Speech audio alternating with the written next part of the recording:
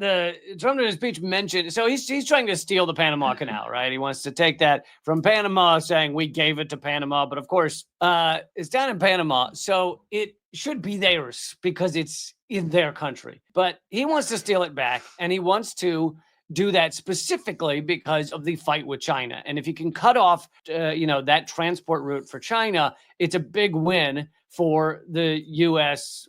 Cold War that Trump has helped create with China. And he announced in his speech that a big U.S. company, he didn't say their name, big U.S. company has bought the ports on either side of the Panama Canal. Basically, you can't go through it without the approval of this U.S. company. What company was he referencing? BlackRock. Which Lee talks a lot about in his first episode of Unredacted Tonight. In my first episode of Unredacted Tonight, I talk a lot about how BlackRock and Vanguard and State Street are the real owners of a lot of this world. They don't own China, which is part of the reason the U.S. hates it.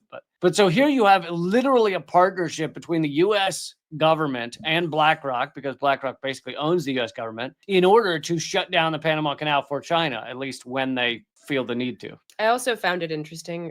So this is a great website, Geopolitical Economy. It's run by Ben Norton, who's an amazing human and amazing journalist. But so the Associated Press also reported that the BlackRock-led consortium now controls at least 43 ports in 23 countries. Mm-hmm. And this is really, really sickening and scary for a lot of reasons, just outside of Trump's little Monroe Doctrine, reboot.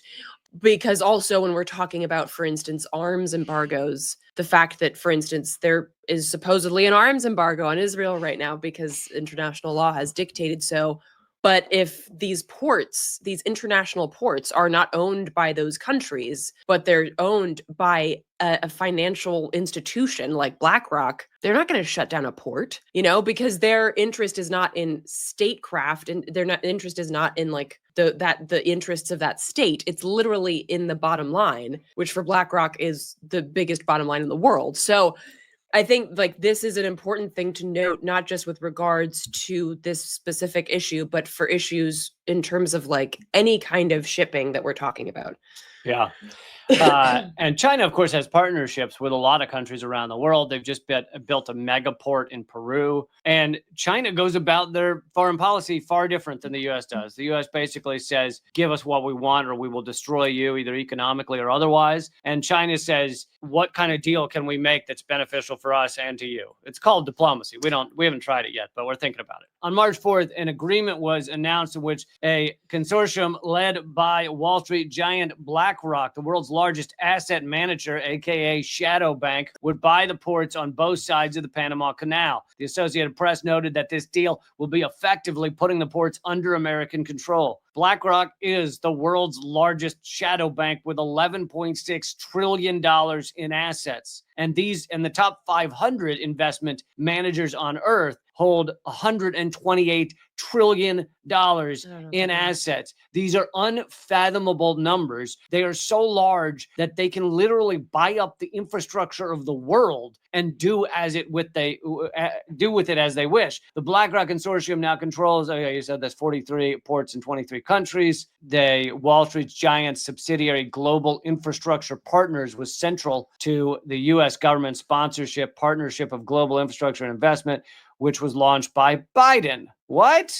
Biden and Trump behaving rather similarly? BlackRock's billionaire CEO Larry Fink was invited to sit with Western heads at the G7 summit because BlackRock and Vanguard are basically as powerful as countries. I mean, they're powerful than most countries, more powerful than most countries, but they're basically as powerful as like the US or China or Russia. They called for public-private partnerships to help Wall Street firms buy up global infrastructure. Which is not a partnership. It's the private company tells the public entity, i.e. the state, what to do. Fink specifically said, especially in poor, formerly colonized countries. So basically, let's buy up the poor countries. Fink said before. I also like how he says formerly colonized. No, that Ben Norton said that. Oh. So he was saying Fink pointed to certain countries, which Ben Norton is saying are mainly poor, formerly colonized countries. Fink, of course, wouldn't admit colonization. Yeah, that's true.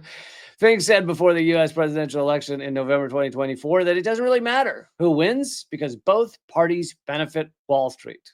quiet part loud, folks. The billionaire CEO bragged of BlackRock's deep links with governments worldwide, stating we are increasingly the first call. It's funny because they are now admitting that basically they run the government. I mean, if they're the They first don't have call, to hide it. if they're the first call, and you've got to assume that what's part of the reason for making them the first call? Well, if they say no to something, if they say absolutely not, we will do everything we can to fight against Then you're screwed. whatever behavior, whatever action, then it's over. Yeah. So that means they have veto power over the American government. Yeah, and it also speaks to like about Trump's foreign policy vis-a-vis Central and South America in general, where Marco Rubio, who is the head of the U.S. State Department, and really has a lot of short man's disease, his first trip abroad was to Panama, where he threatened Panama over its relations with China. And now, of course, BlackRock has bought up both. Right, and ports. who knows what was said behind closed doors, but it's clear whatever the threats were that Trump made to Panama, it was enough that Panama then quickly sold those ports to BlackRock. Yeah, they pulled out of the Belt and Road Initiative, basically,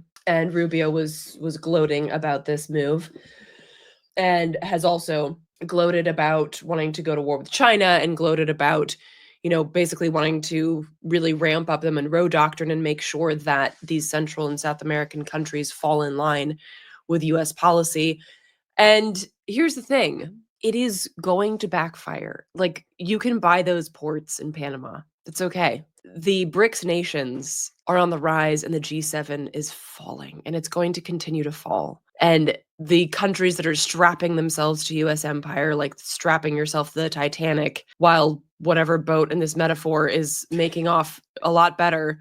Yeah, the BRICS nations are gonna. So China is watching this and going, okay, like, Panama wants to pull out of the Belt and Road. Cool. That's going to be your funeral. China is going to continue to be on the rise along with the BRICS nations, and the U.S. is going to continue to fall, not least of all because of tariffs and all of these other absolutely dumb shit economic moves that the U.S. is making. So yeah, I mean, it's not great. And the issue that I really have with this is BlackRock and its ownership of international ports. But in terms of like whether China gives a shit, really? Well, yeah, and China has been creating ways around the Panama. I think they saw that the Panama Canal might become a problem for them if the U.S. really worked hard to shut it off.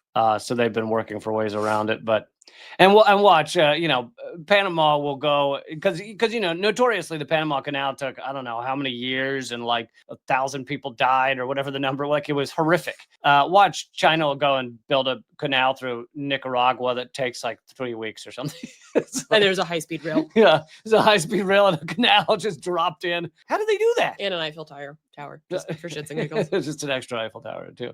True.